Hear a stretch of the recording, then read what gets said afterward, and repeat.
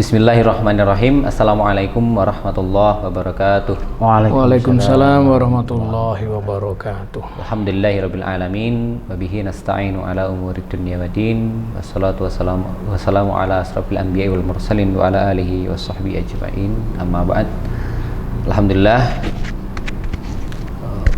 pemirsa Gisting Mengaji yang berbahagia, alhamdulillah hari ini kita bisa berjumpa kembali untuk sharing session, kemudian diskusi sedikit, juga pengen memberikan pengetahuan lah, sharing kepada teman-teman sekalian. Alhamdulillah di tengah-tengah kita hari ini sudah hadir Ustadz Mariono dan Ustadz Ahmadi, ini dari BMT Baitul Mal wa Tamwil Muhammadiyah Sabilil Muttaqin Gisting. Alhamdulillah. Insyaallah hari ini kita akan sharing-sharing Ustadz sedikit saja, Ustadz. Mudah-mudahan informasinya nanti bisa bermanfaat. Kami sapa dulu ini teman-teman sekalian. Assalamualaikum Ustadz. Waalaikumsalam warahmatullahi wabarakatuh. Alhamdulillah. Semoga kita sehat selalu lah ini. Alhamdulillah. Sebelum kita masuk ke dalam, mungkin sedikit perkenalan Ustadz. Sedikit perkenalan. Walaupun memang sudah tidak asing lagi lah. Walaupun sudah tidak asing lagi, tapi langkah baiknya kalau perkenalan juga, karena yang melihat podcast kita ini nggak hanya orang Gisting, banyak dari luar. Monggo Ustaz, mungkin dari Ustaz Mariono. Baik, assalamualaikum warahmatullahi wabarakatuh. Waalaikumsalam warahmatullahi wabarakatuh. Ya, perkenalkan, saya sekarang diamanati sebagai Ketua BMT Muhammadiyah Sabilil Muttaqin. Ketua BMT Muhammadiyah Sabilil Muttaqin Mariono, dan didampingi bendahara saya yaitu Pak Ahmadi Sumaryanto. Untuk periode 21 sampai 25. Alhamdulillah. Ini menjadi pengurus BMT Muhammadiyah Sabilil Muttaqin. BMT Muhammadiyah Sabilil Muttaqin. Baik Ustaz, ini sebenarnya BMT itu apa sih Ustaz? Ini banyak dari teman-teman juga yang melihat podcast ini kan kadang masih bertanya-tanya, Ustaz, bedanya BMT dengan bank itu apa sih, atau dengan koperasi yang lain ini apa sih Ustaz? Gitu. Iya. Jadi BMT itu dari Baitul Mal wa Tamwil. Jadi ada dua, ada Baitul Malnya, ada Baitul Tamwil. Mal itu yang bersifat sosial. Kita menghimpun zakat, infak, sedekah itu masuk ke di Baitul Mal. Ya. Kemudian yang tamwilnya, Baitul Tamwil, nah itu yang bisnis untuk proses bisnisnya, ya, keuangannya. Ya memang kita nggak sama dengan bank karena kita koperasi. Izin legalitas kita adalah KSPPS. Ya, Koperasi Simpan Pinjam Pembiayaan Syariah. Jadi kita juga mentaati aturan perkoperasian, undang-undang koperasi kita ikuti, hukumnya. Ya, kita ikuti undang-undang koperasi juga. Dan nggak sama dengan bank karena kita kita koperasi. Ya. Dengan koperasi yang lain bagaimana? Nah, koperasinya pada umumnya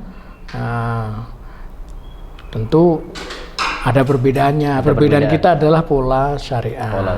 Berprinsip pola syariah, itu permasalahannya. Alhamdulillah.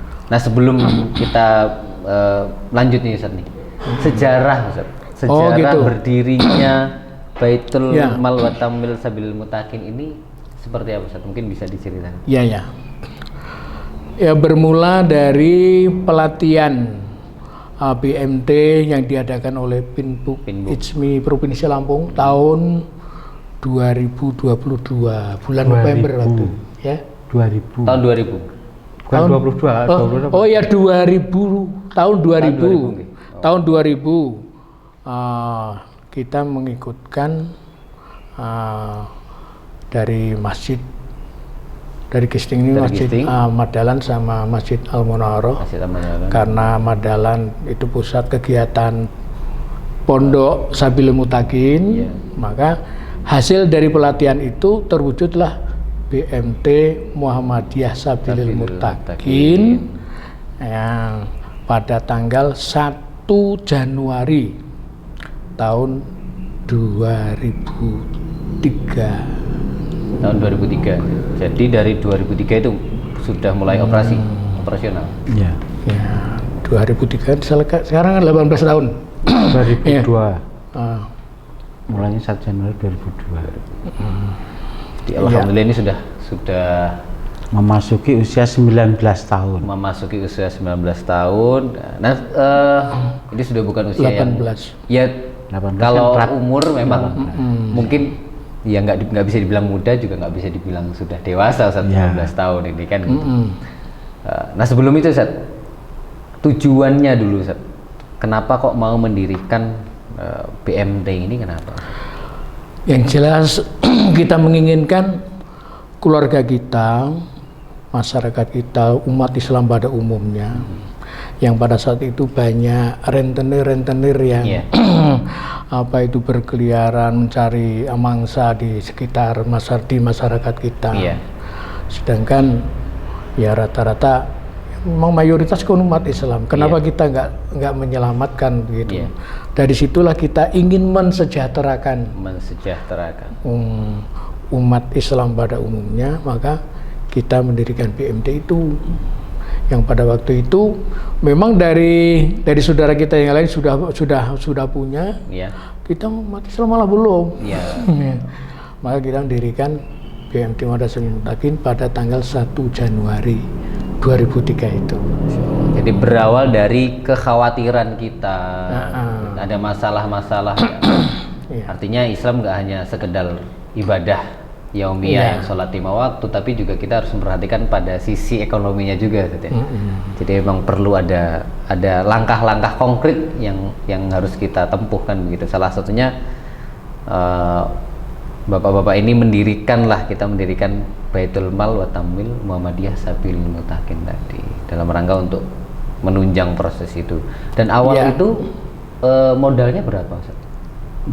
Di awal. Kalau modal itu memang semua yang mengikuti pelatihan Pinbook Ijmi, memang waktu itu nama pelatihannya adalah pendirian BMT berbasis masjid. Pendirian BMT berbasis masjid.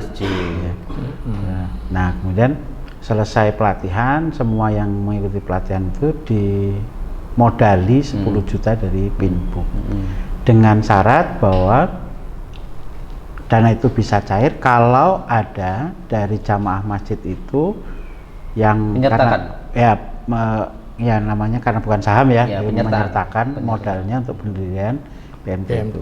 Alhamdulillah untuk BMT Sabilul Muttaqin itu terkumpul 50 juta. Itulah modal awal untuk pendirian BMT Sabilul Muttaqin. Jadi di awal mula pendirian itu hanya bermodal 50 juta pada waktu itu. Nah, selama 18 tahun ini masuk ke tahun ke-19 ini ini kan kemarin berarti baru RAT ya Ustaz ya? Hari ini ya? Ini tadi barusan selesai RAT. Kemudian dari awal sampai hari ini ada berapa jumlah anggota, karena operasi Ustaz ya? Anggota yang aktif ya, semualah anggota. Iya. Kalau anggota jumlahnya ada 5.600-an. 5.000 lebih ya? 5.000 lebih. Hampir 600, hampir 6.000 ya? Hampir 6.000. Tapi yang aktif ya sekitar 4.500.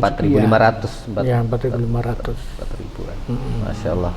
Ini luar biasa sekali berarti kan? Ya, memang. Dan dulu dari 50 juta itu sampai saat ini, kemudian itu kan terhitung aset.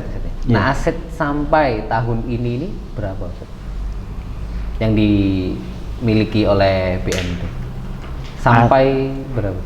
Aset BMT itu kurang lebih 6 miliar. 6 miliar. Masya Allah. Dari 50 juta sampai saat ini sudah 6 miliar. Dan omsetnya untuk kemarin karena RAT hari ini RAT ini berapa tahun 2021? 16 miliar 600. 16 miliar 600. Subhanallah, Masya Allah, ini luar biasa. Kalau dulu di tahun 2003 dulu tidak didirikan ini kan gitu, alangkah banyaknya harta-harta kita yang tidak terkelola dengan baik kan begitu. Ini Ya, wujud betul. upaya untuk Ya, ya. memperbaiki dan mengelola dengan prinsip syariah kan itu. Iya, Ustaz. iya.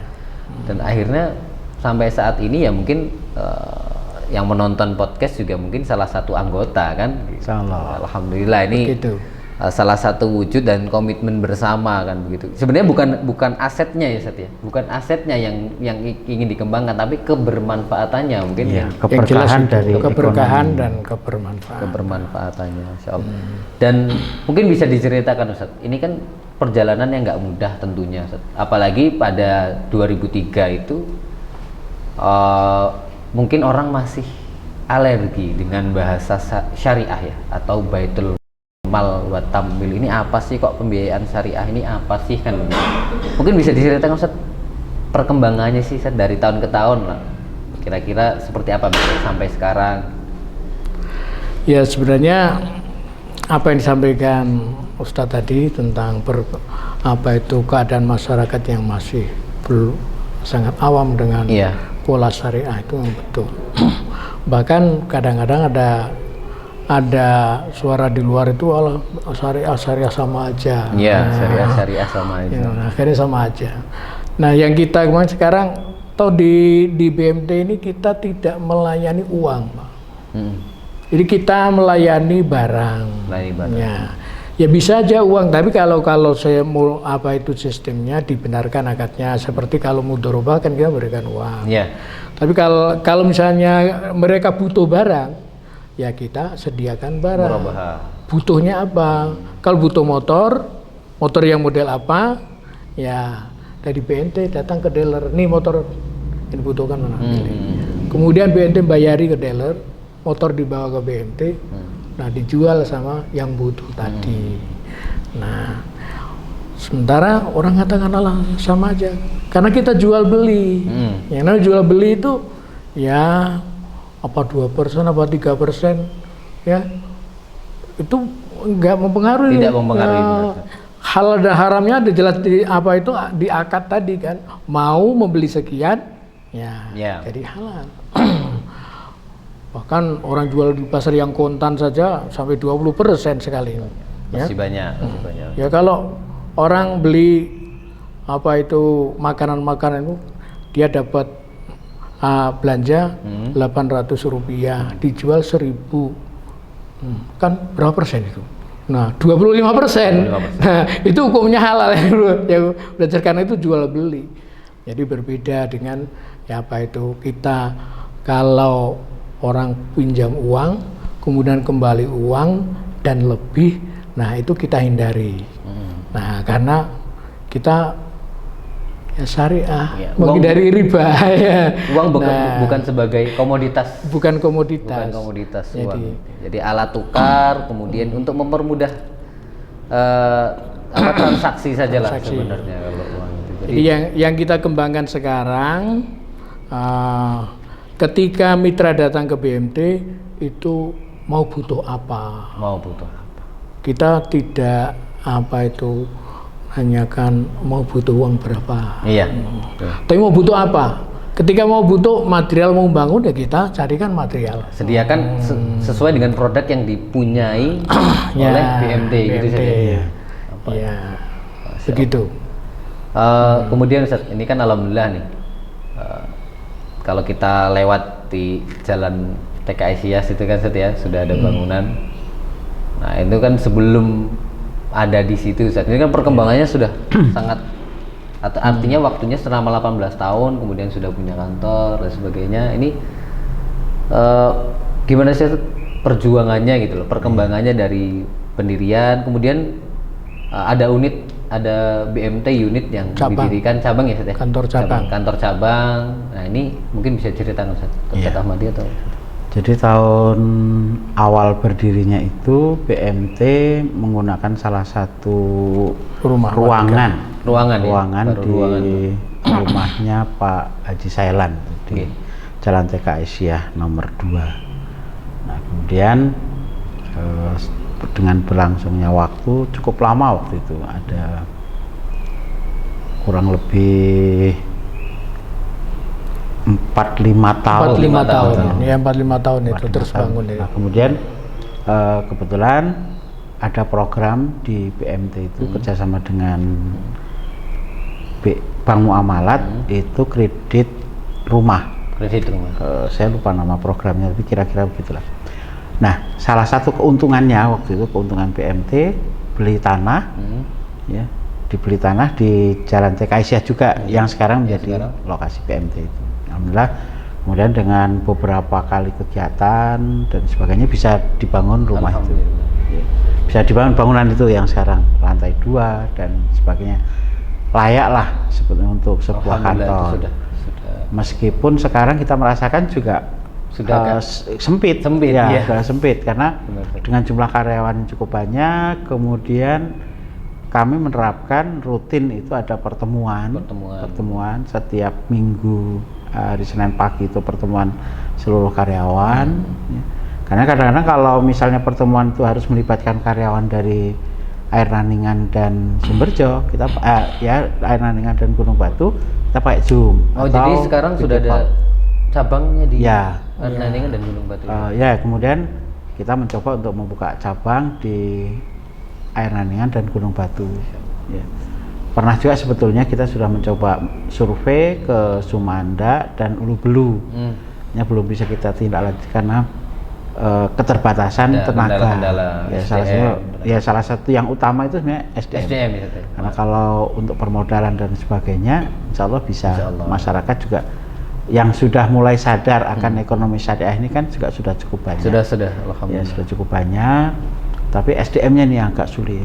Ya, karena memang butuh tenaga ahli. Karena butuh tenaga ahli yang bersedia bekerja full, tapi awalnya biasalah kalau babat alas itu kan belum bisa insentifnya bagus. Ya, karenanya memang, nah itu kita butuh juga ini. Kita juga mengundang kalau ada kawan-kawan putra putrinya yang alumni ekonomi syariah, monggo bergabung hukum ekonomi syariah atau yang lainnya.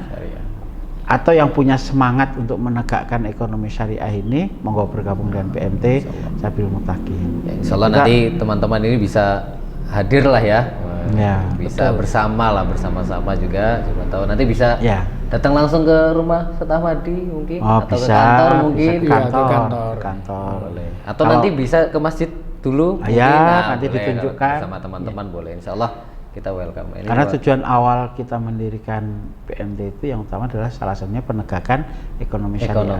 Kita tahu bahwa dengan ekonomi non syariah ini kan sebetulnya sangat rapuh. Ya. Saya kemarin baca data, uang fisik yang beredar itu, uang kartal itu hanya BI, yang terdapat di BI itu hanya 500-an triliun kurang lebih, 600 triliun kurang.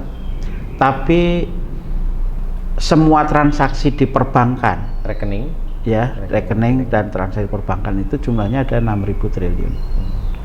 Nah, kemudian kalau yang tercatat, jadi aset yang tercatat, misalnya Mas Ara punya tabungan, saya punya tabungan dan sebagainya, itu kurang lebih 16 juta triliun.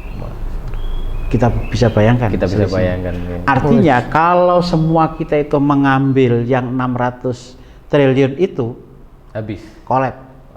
Negara ini kolab. Perekonomian nggak jalan. Nah itu. Kalau ras money ya, ras money, mas, sekuat apapun negara itu pasti akan kolab. Sekuat apapun ekonominya. Ya. Nah, karena itu, sementara kita sudah jelaskan Pak Haji Mariono, dalam ekonomi syariah ya, yang termasuk kami terapkan di BMT, kita tidak jual beli uang, tapi kita jual beli barang. Ya. Dan kita tahu bahwa Allah mengharamkan riba dan menghalalkan jual beli. Gitu. Jadi, nah, sebetulnya kalau ekonomi syariah ini berdiri, maka jumlah uang dan jumlah ini harusnya balance. Harus sama. Sehingga ketika semua orang mengambil uang, tidak akan terjadi ras. Tidak akan terjadi. Ya. Bayangkan kalau sekarang 16.000 triliun itu diambil, maaf 16 juta triliun itu diambil, Nggak sementara ada dana yang tersedianya 600 juta, nggak ada orang. nggak ada uang. Nggak ada duit. 16 miliar. Oh, ya, Ya, benar. triliun Pak, hitungannya kan 6 itu nggak ada uangnya. Bayangkan harus nggak, kalaupun mau jual apa nggak akan bisa jual karena nggak ada fisik Iya, uang, nggak ada. Gitu. tidak ada Mau fisik. ditutupi pakai apa? Gitu. Maka mimpi besar kami itu adalah bagaimana menegakkan ekonomi Iya. syariah. Jadi sebenarnya efeknya bukan pada jangka pendek ataupun personal sebenarnya, Ya. ketika kita menerapkan sistem yang non syariah tadi, kita gunakan itu yang bunga lah kayak gitu, sekian persen. Ya. Tapi efeknya adalah jangka panjang, bubbling, Ya. bubbling ekonomik. Jadi yang jumlah kekayaan yang ada real itu tidak sama dengan Jumlah rekening ya, angka yang ada di rekening itu. Ini subhanallah sekali. Jadi kalau memang kita sadar akan hal itu kan begitu ya, insya Allah kita langsung beralih lah ke sistem ekonomi yang syariah. Mudah-mudahan. Insya Allah. Kemudian banyak nih ya, masyarakat ini yang nggak ngerti nih Ustaz, tentang akad itu apa sih Ustaz, kan gitu kan. Bener syariah atau enggak sih? Nah ini pastinya ini PR bersama Ustaz. Iya. Kita PR bersama, para akademisi juga turut serta untuk mengedukasi, sosialisasi, kemudian juga praktisinya di ekonomi, pelakunya juga pasti juga ikut serta sosialisasi kan begitu. Nah ini untuk di BMT Sabilil Mutakin sendiri ini Ustaz, ini seperti apa sih Ustaz penerapan prinsip syariah pada akad-akadnya ini Ustaz? Mungkin bisa sedikit diulas. Iya.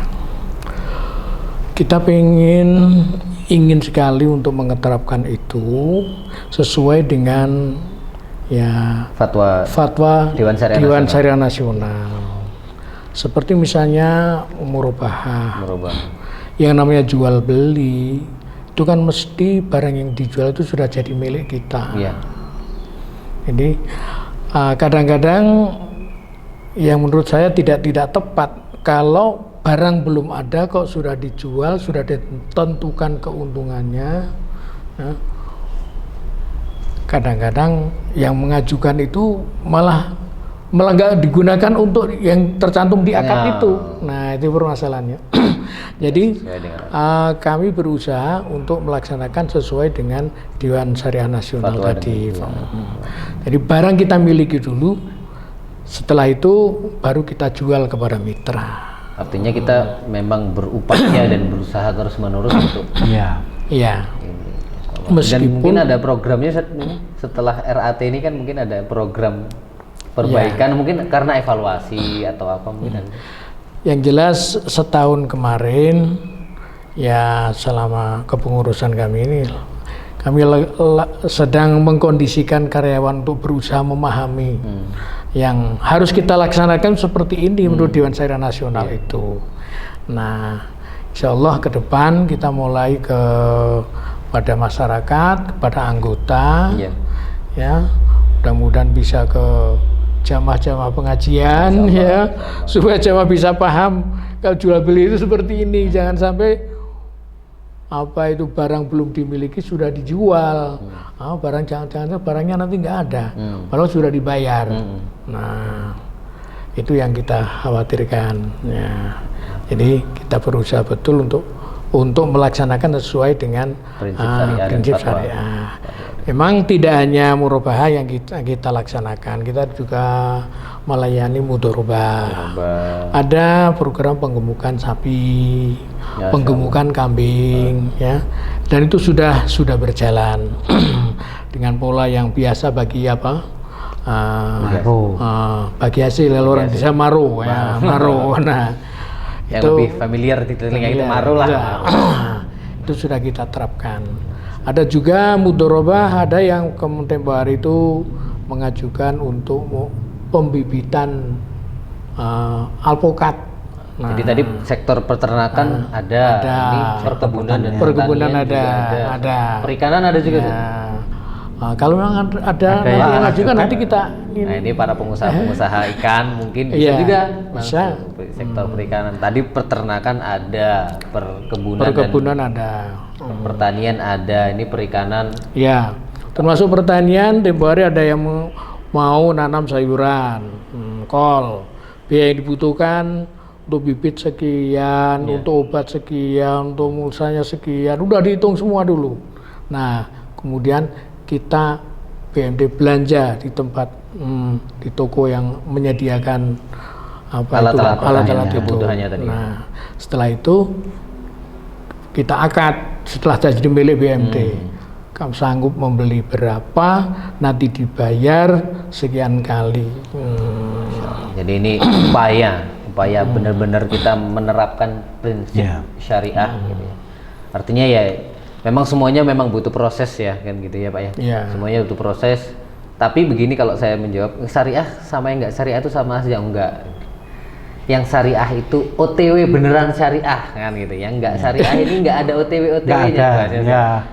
Jadi menuju ke syariah ini kan memang butuh proses kan. Proses. Tapi kan ini lebih baik ketimbang yang beneran nggak syariah lah bahasnya begitu. Iya. Ya Allah ini luar biasa ya, mudah-mudahan langkah-langkah kita ini dipermudah oleh Allah Subhanahu wa taala. Amin. Kemudian sudah menerapkan ya sekarang industri sekarang kan sudah digital gitu. Digitalisasi BMT gitu. Ini sudah sampai mana Ustaz kira-kira? Sebagian sudah. Sebagian sudah. Kita lagi menuju ke sana juga yang belum pembiayaan yang melalui online. Belum. Kita sudah ada program ke sana. Nah, kalau sosialisasi melalui media sosial ya sudah kita laksanakan. Artinya ya tetap masih berproses ya. Iya, masih berproses. Salah satunya kendalanya juga tim SDM juga, kemudian pengetahuan kita juga. Dan yang paling utama malah anggota. Mampu apa enggak untuk menerima digitalisasi? Karena untuk proses edukasinya lumayan lama. Iya, kami kemarin juga mencoba misalnya RAT ini dengan wahana Zoom. Ya, ternyata juga responnya anggota itu minim. Ya, jadi memang belum familiar mungkin ya. Nah, kemudian memang untuk digitalisasi ini sebagian sudah kita lakukan. Seperti karena kalau transaksi cabang antar cabang air Naningan, Gunung Batu dan pusat itu sudah online. Ya, jadi maka untuk ini kita sudah online. Jadi laporan juga sudah online. Jadi, kalaupun misalkan ada transaksi di air Naningan, di kantor pusat sudah langsung tahu. Sudah terbaca. Sudah langsung dibaca ini. Ini ada transaksi. Satu server gitu. Ya, sudah satu server. Masya Allah ya ini. Kemudian juga kita sudah punya web. Ya. Ada webnya, silahkan nanti dibuka BMT Sabil Mutakin Gisting webnya. Di situ sudah ada konten-kontennya, beberapa transaksi juga sudah kita unggah. Tapi yang belum semuanya, baru beberapa transaksi.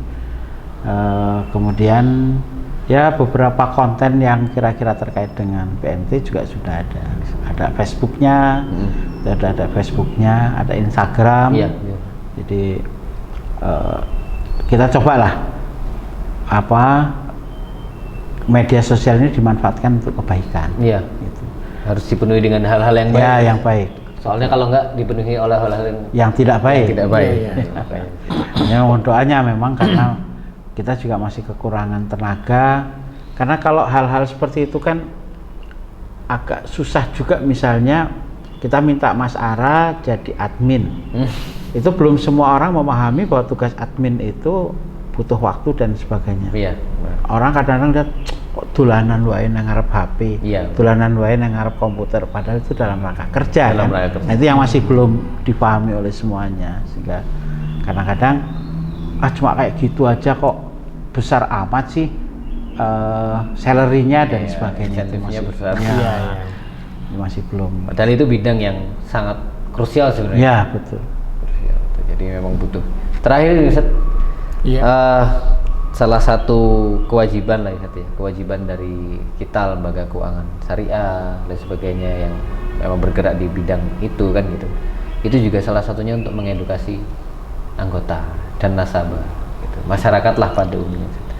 Kira-kira seperti apa Ustaz, upaya dari BMT Sabil Muntakin ini? Kan kalau di beberapa penelitian kan inklusi keuangan syariah, orang yang melakukan transaksi di keuangan syariah itu kan lebih banyak Ustaz, dari literasi keuangan syariahnya, dari orang yang pahamnya kan. Kayak orang yang pembiayaan di bank itu lebih banyak ketimbang orang yang ngerti transaksi di perbankannya kan begitu.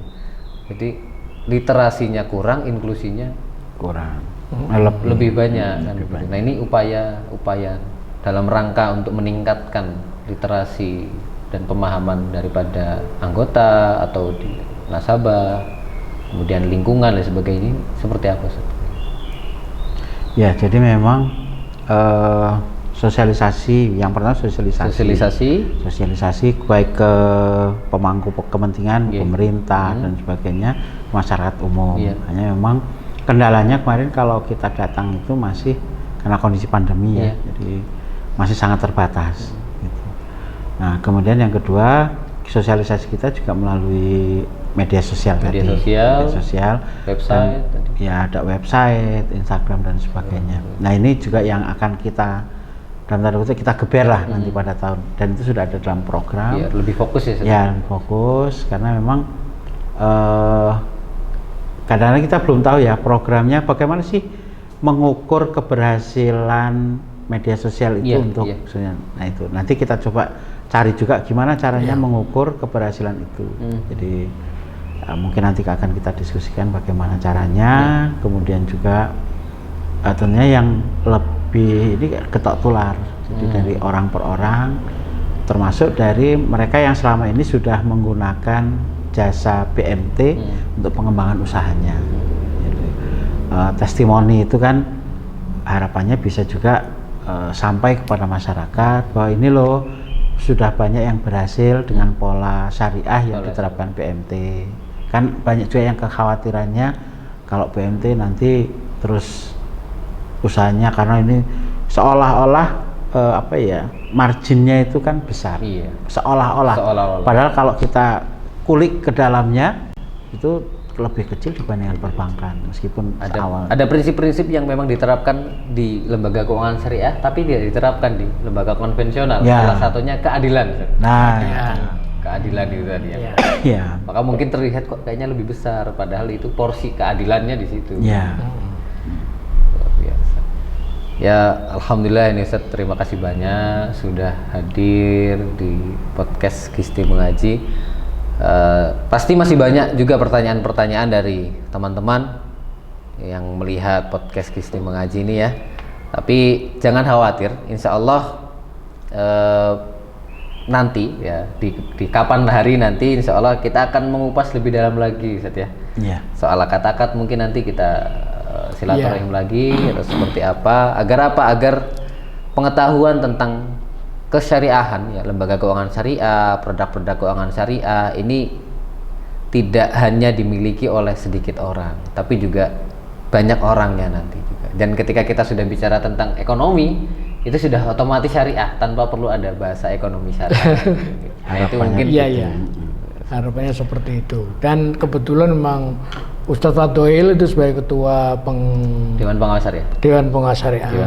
Nah, ini masalah yang belum paham silakan bisa datang ke BMT, bisa juga lanjut kepada pengawas syariah atau kepada pengurusnya. Bisa. Kami membuka.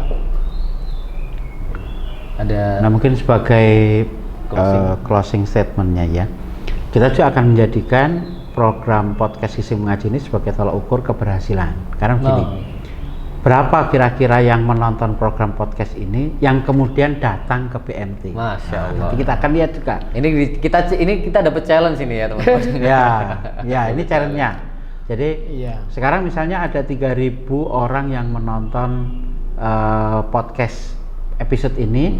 Nah nanti kita lihat dari 3.000 itu berapa yang kemudian datang ke BMT. Nah harapannya dari 3.000 banyak yang datang ke BMT, kemudian kami bisa menjelaskan lebih detail tentang keberadaan BMT dan produk-produk pembiayaan syariah yang dilakukan oleh BMT. Jadi teman-teman yang masih belum jelas, yang mungkin masih banyak pertanyaan gitu, nunggu episode selanjutnya lagi nih kok kayaknya lama banget nih gitu ya. Silakan datang ke kantor, ke BMT Muhammadiyah Sabilul Mutakin. Insya Allah kalau di sana kita ngobrol pun insya Allah kita dilayani. Insya Allah. Untuk sharing, untuk apa insya Allah pasti ada yang menemani lah begitu. Jadi jangan ragu-ragu karena ini untuk apa? Untuk keberlangsungan ekonomi syariah kita juga dan untuk keberlangsungan kita juga, dan mudah-mudahan Ustaz BMT Muhammadiyah Sabilul Mutakin ini dipermudah jalannya untuk menegakkan ekonomi syariah, juga menjadi lembaga yang unggul, ekonomi syariah yang unggul, mudah-mudahan.